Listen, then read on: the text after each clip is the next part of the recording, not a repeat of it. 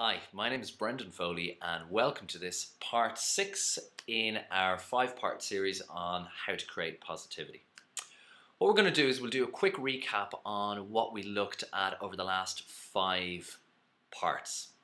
Part 1 was what you put in is what you get out. And we look to see that if we consume negative media, negative opinions, if we surround ourselves with negative people, more than likely we're going to be negative too.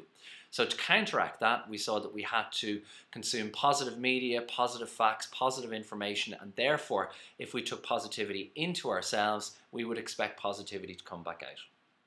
Part 2 was all about how to try and choose your emotional state. We saw that an emotional state actually lasts chemically within the body for only 90 seconds.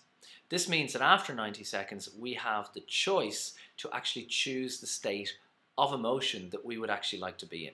That's a very powerful thing. Part 3, we saw that it was absolutely essential to be in the now.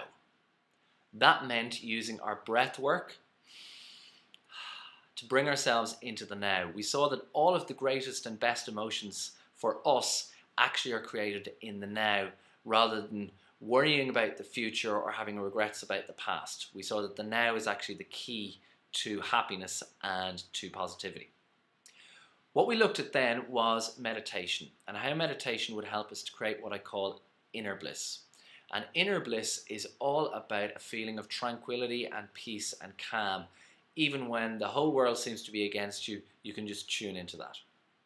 And part 5, finally what we did was we looked at asking the question, what do you want? And in asking that question, we very quickly realized a lot of the time we spend our mental resources, our emotional resources, our physical and spiritual resources looking at what we don't want in terms of I don't want to be fat, I don't want to be sick, I don't want to get fired, I don't want this to happen, I don't want that to happen. And actually not a lot of our time was being spent on I want this to happen, I'm looking for this. So we very quickly had to identify about writing a goal. What do you want?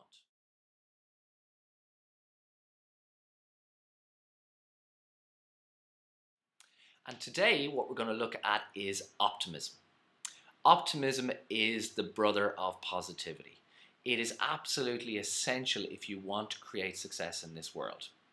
The work of Dr. Martin Seligman a few years ago when he worked with MetLife Insurance Company in the US was astounding.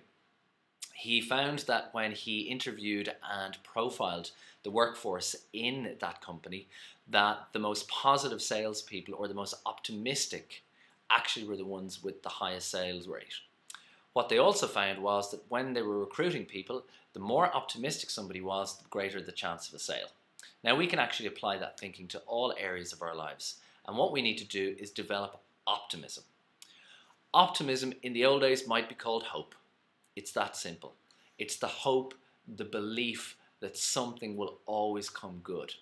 And if you look at every experience in your life, even the worst ones, the ones that you found really, really, really difficult to deal with, even they had a silver lining. There will have been a lesson you learned from it, a gift that was given from those experiences.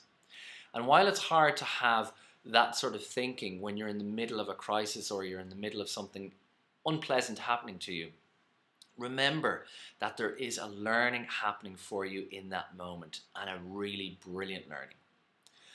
Then, if you can step out of that situation a little bit, you go into a place where you allow optimism to flow, which is that no matter what happens, I know this is going to be okay. Maybe not in the way that I think now, but certainly I know that there will be something that happens out of this that will be good.